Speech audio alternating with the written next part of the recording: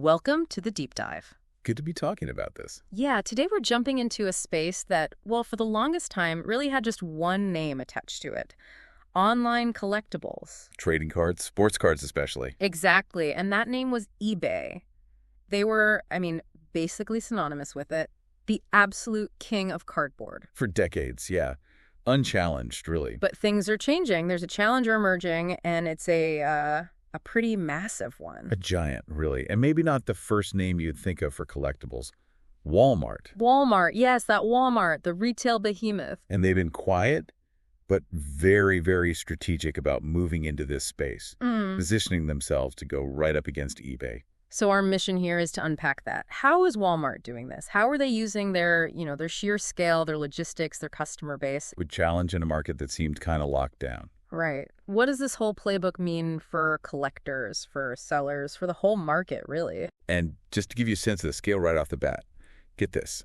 Trading card sales on Walmart Marketplace up over 200% year over year. 200%. That's huge. It's staggering. And even if you just look at sports cards, it's still up over 60%. So this isn't just like a small experiment for them. No. This is a tidal wave, not just a ripple. They've been methodically laying the groundwork, getting the right people, building the right tools. Okay, so let's start there. How did Walmart kick things off? What was the foundation? Well, their first move was pretty audacious. Yeah. Bold, even, but definitely strategic. Which was? They went straight for eBay's people, their top talent in collectibles. Seriously, they poached them directly. Oh, yeah. It wasn't just hiring a few people. It feels like it was a deliberate strategy to bring eBay's sort of operational DNA in-house. Right, to shortcut the learning curve. Massively. Right. So Michael Mosser, who used to run lifestyle, media, toys, a huge chunk of eBay's business. I remember that name. He's now the guy driving Walmart's collectible strategy. And he didn't come alone. Bob Means, my Aunt Kayla, Cole Perkins, Christina Stewart, Antonio Cox, Jason Cobb. Wow. Okay. Those aren't just random hires. Not at all. These are people who literally built eBay's collectibles business. Key players. It really is like assembling the Avengers, but for trading cards, like you said. Kinda, yeah.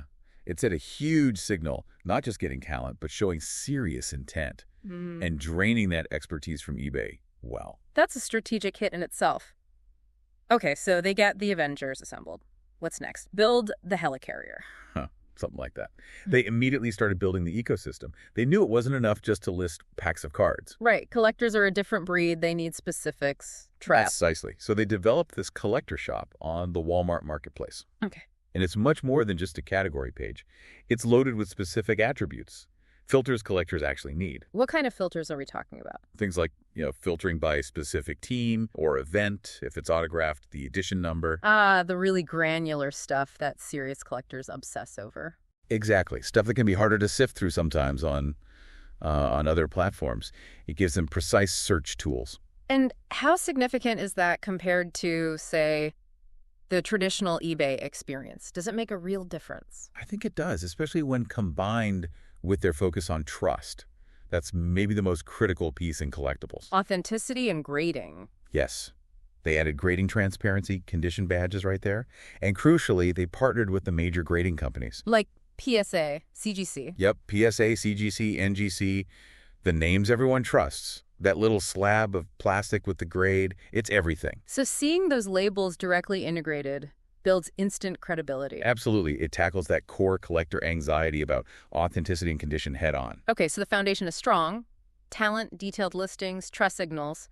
But the hobby's also about buzz, right? Engagement. Yeah, it's not just transactions. Walmart seems to get that too. Yeah. They're moving beyond just static listings. Oh, so? Well, they're leaning into things like live streaming, blending entertainment with commerce. Like those live breaks and sales. Exactly. They launched their own event called CollectorCon, which is Walmart exclusive, timed releases, special drops. Yeah. Creates hype. Interesting. Exclusive events. And they partnered with We the Hobby for live streams during the NFL season. That's a big community hub. So they're trying to build that community feel, not just be a storefront. Seems like it. And maybe the biggest signal of that commitment. How's that? They actually showed up. Big presence. First time ever. At the National Sports Collectors Convention this year. Wow. That's basically the pilgrimage site for serious collectors. It's the Super Bowl for trading cards. Showing up there gives them instant street cred. It says, we're serious about this hobby. But how quickly can that translate into real trust and market share? I mean, eBay has decades of history here. That's the million-dollar question, isn't it? It takes time. But these moves, they definitely accelerate things. And they're not just wooing buyers. They're going hard after sellers, too. The supply side. Makes sense. What are they doing there? Making it easy, for one. Yeah. They simplified the onboarding, especially for smaller sellers, hobby shops, resellers. Added those collectible-specific attributes we talked about, flexible returns. Trying to remove the friction point. Yeah, exactly. And then the big one, fulfillment. WFS Walmart Fulfillment Services. Yep. Letting sellers tap into Walmart's logistics network. That means offering Prime-like delivery speeds without the seller having to handle all the shipping headaches. That's huge. That is a major advantage, leveraging their core retail strength. And they've folded collectibles into their resold at Walmart platform, too, alongside electronics, fashion. It signals collectibles are a core part of their resale strategy now. Okay, easier onboarding, better fulfillment. But what about the cost? That's always a big factor for sellers. And here's maybe the biggest game changer. The financial incentives. Meaning? In certain categories, they've offered 0% commission incentive. 0%. Seriously. 0. Compare that to eBay's fee structure, which can be, pretty significant depending on the category and final value. Wow. That's a direct shot across the bow at eBay's model. A massive reason for sellers to at least give Walmart a try. It's incredibly compelling, especially for high-volume or high-value sellers. That difference goes straight to their bottom line. Okay, so Walmart's playing offense hard. How's the incumbent, the king, eBay responding to all this? Are they just sitting back? No, they're definitely not sitting still. eBay still has that huge user base, that history. They've made moves, too. Like what? Well, they acquired TCG Player, which is big in the trading card game space. They've partnered with COMC for consignment. They've invested a lot in their own authentication guarantee. The eBay Vault for high-end cards. Right, the Vault. And they do things like collectors' camps. Yeah, they're still innovating and engaging. But that brain drain we talked about earlier. Losing all that key personnel to Walmart. It's more than just losing talent. You have to wonder if it's also a signal. Maybe those insiders, the people who built it, see the writing on the wall, or at least see a huge opportunity at Walmart. It does raise questions about eBay's agility, maybe. Potentially. You've got Walmart, this challenger armed with a massive retail war chest, moving fast. And then eBay, the legacy player. Strong foundation, huge trust. But maybe a bit slower to pivot or counter these specific moves. That collector loyalty to eBay is deep, though. Decades deep. Absolutely. It's very strong. But it's not unbreakable. You think it could crack? If Walmart keeps delivering good prices, fast shipping via WFS, that trust factor with grading, a smoother experience. Yeah, I think some of that loyalty could definitely start to shift over time, especially for newer collectors who don't have that same history. And all this is happening against a backdrop of favorable trends, right? This isn't in isolation. Exactly. Think about the pandemic boom. Trading cards just exploded. Nostalgia, investment. Right. Suddenly everyone was digging out their old binders. And you've got a demographic shift. Millennials, Gen Z, they're really driving this market now. It's not just a kid's hobby anymore. For some, it's like a serious asset class. Turning Pokemon cards into portfolio pieces. Sort of, yeah. Plus, the whole resale market is booming.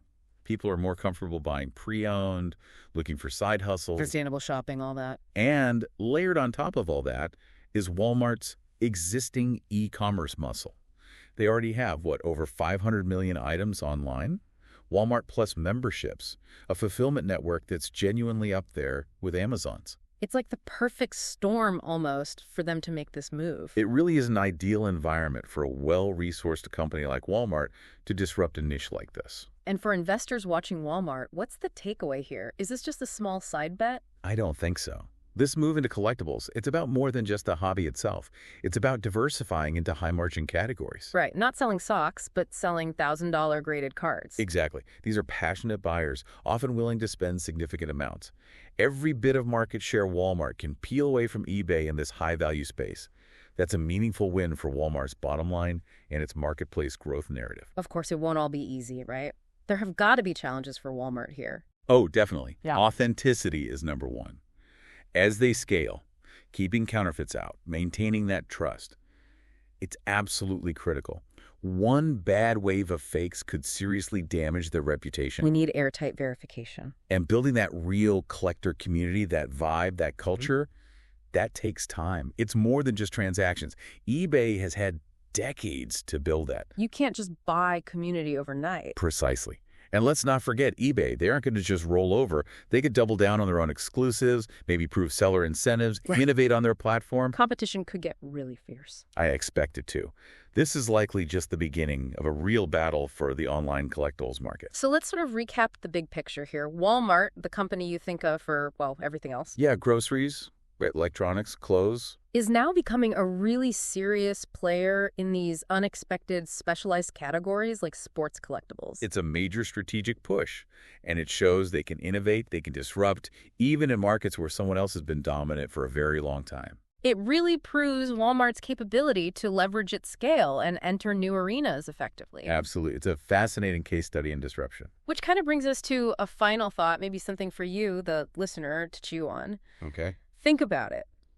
The next time you hear someone asking where they should sell or where they should buy that really prized card they have, Mm-hmm. is the automatic default answer still going to be eBay? Or could the answer now maybe be Walmart? And just the fact that that's even a plausible question now. Right. That alone, well, that changes everything.